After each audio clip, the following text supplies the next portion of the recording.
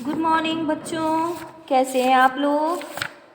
आशा करती हूँ आप सभी अच्छे से होंगे, मन लगाकर पढ़ाई भी कर रहे होंगे, है ना। तो बच्चों, आज हम लोग पढ़ेंगे पाठ 20 जिसका नाम है घमंड। और यह एक बहुत अच्छी कहानी है। और घमंड कहानी हमें यह सिखाती है कि हमें कभी भी घमंड नहीं करना चाहिए, क्योंकि जो घमंड होता है, अहंकार होता है, वह हमारा बहुत बड़ा शत्रु होता है। तो इस कहानी के माध्यम से हम जानेंगे कि अहंकार या घमंड हमारा शत्रु कैसे होता है। तो शुरू करते हैं कहानी। आप लोग ध्यान से सुनिए, देखिए। चमकदार और कीमती सफ़ेद रंग का मोती तो आपने देखा ही होगा। असली और सच्चे मोती की कीमत हजारों तक पहुंचती है। यह मोती सीप में से निकलता है। सीप समुद्र में होती है। सीप में रहने वाला कीड़ा यह कीमती मोती बनाता है। यह कहानी वास्तव में उसी सीप में रहने वाले कीड़े की है। इस कीड़े को खुद पर बड़ा घमंड था। वह समझता था कि उससे ज़्यादा काम का कीड़ा संसार में कोई दूसरा नहीं है। रेशम का कीड़ा भी बड़े काम का होता है, मगर रेशम मोती जैसा कीमती तो होता नहीं। इसलिए सीप वाले कीड़े को अपने पर बड़ा नाज था। नाज मतलब अभिमान, घमंड, और हमेशा ही उसे इस बात का घमंड रहता था। एक दिन की बात है कि समुद्र में जबरदस्त ज्वार भाटा आया, मतलब बहुत तेजी से, है ना। लहरों में हलचल मच गई। सीप वाला कीड़ा अपनी चमकीली और रंग बिरंगी सीप के अंदर बंद रहकर समुद्र की गहराई में रहना पसंद करता था। वह इतना घमंडी था कि पानी के ऊपर आना भी अपना अपमान समझता था। मगर ज्वार भाटे ने उसे जबरदस्ती सतह की तरफ उछाल दिया। सतह पर आकर उसने अपनी चमकीली सीप की डिबिया के किवाड़ खोलकर ऊपर की इस दुनिया में झांका। अभी वह झांक ही रहा था कि समुद्र की एक ऊंची लहर ने उसे उठाकर रेत पर फेंक दिया। अब तो कीड़ा बहुत घबराया।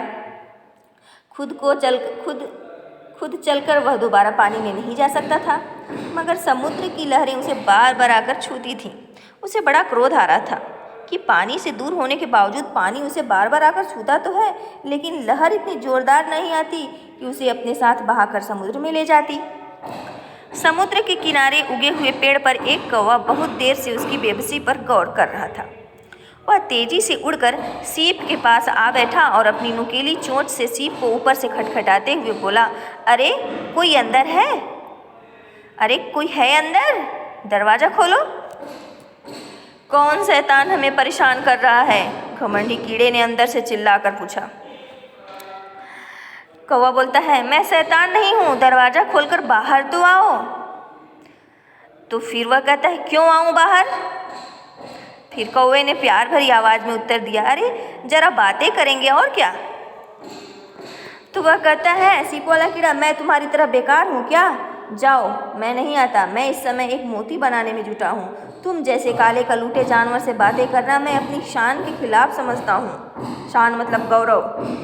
कीड़े ने गर्व भरी आवाज़ में उत्तर दिया। ओहो, यह नखरे?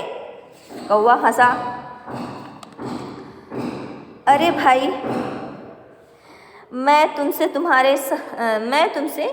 समुद्र की तह के बारे में पूछना चाहता हूँ और अपनी आज़ाद दुनिया के बारे में कुछ बताना चाहता हूँ।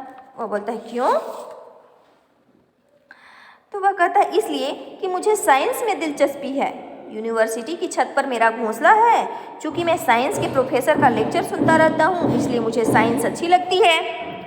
मैं चाहता हूँ कि तुम मुझे समुद्र के बारे में बताओ कि वहाँ क्या होता है। क्या वहाँ फाख्ता और चिड़िया के अंडे भी होते हैं? फाख्ता मतलब पंडुप। वह बोलता है, क्या बकवास कर रहे हो? कीड़े ने झल्लाकर उत्तर दिया, कहीं समुद्र में चिड़िया और फाख्ता होती हैं? यही तो तुमसे मालूम करना चाहता हूँ। तो फिर से वह कहता है, बेकार के सवाल मत करो, घमंडी कीड़े ने अकड़कर जवाब दिया।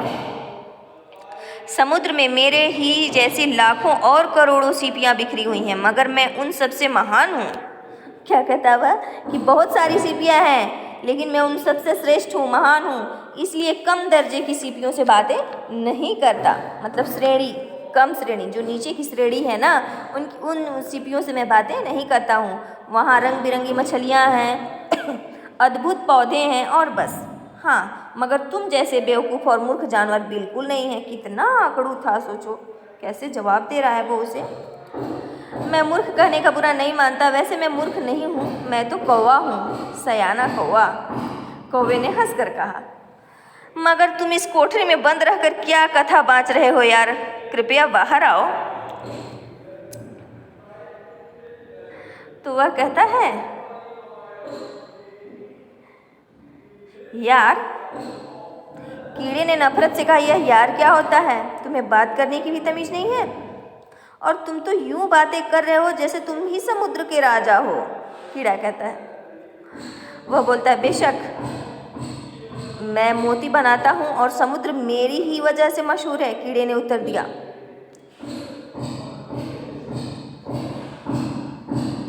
फिर क्या होता है?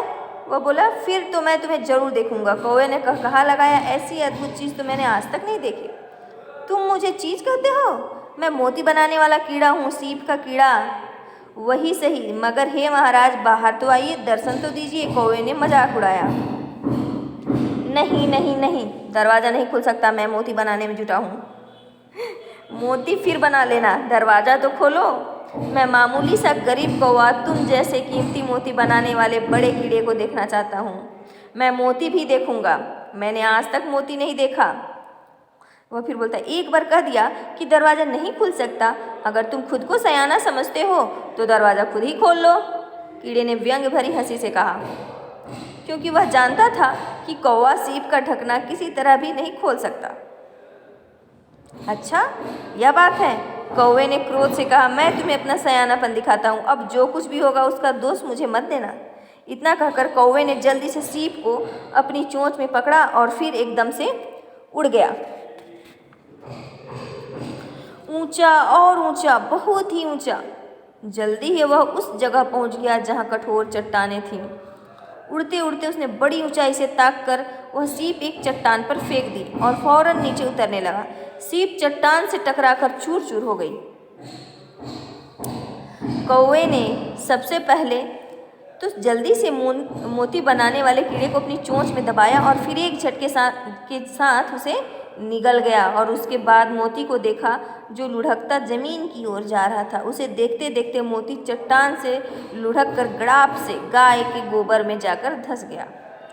कौवा खूबसूरत तथा कीमती मोती का यह अंजाम देखकर मज़े से काँव काँव करता हुआ फिर से हवा में ऊंचा और ऊंचा उड़ने लगा।